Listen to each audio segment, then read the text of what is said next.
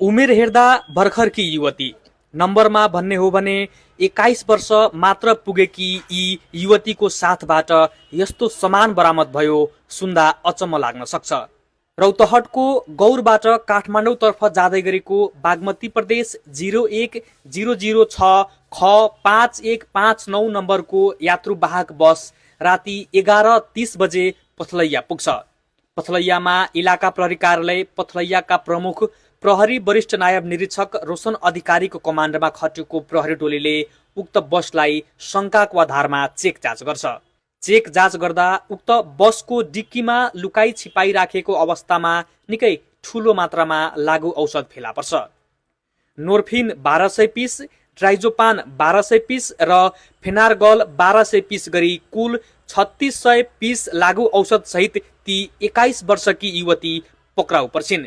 रौतहट जिल्लाको कटहरिया नगरपालिका वडा नम्बर 7 की अन्दाजी ती 21 वर्षकी मुस्कान कुमारी दासलाई 12 प्रहरीले लागु औषध सहित जिल्ला अदालत 12 मा पेश गरी म्याद थप गरेर कानुनी प्रक्रिया अगाडि बढाएको छ। सबै सरहरूलाई नमस्कार र हार्दिक स्वागत गर्न चाहन्छु। जिल्ला प्रहरी कार्यालयको यो कक्षमा यो 13 गते अन्दाजी राति 11:30 बजे रौतहट जिल्लाको गहुरबाट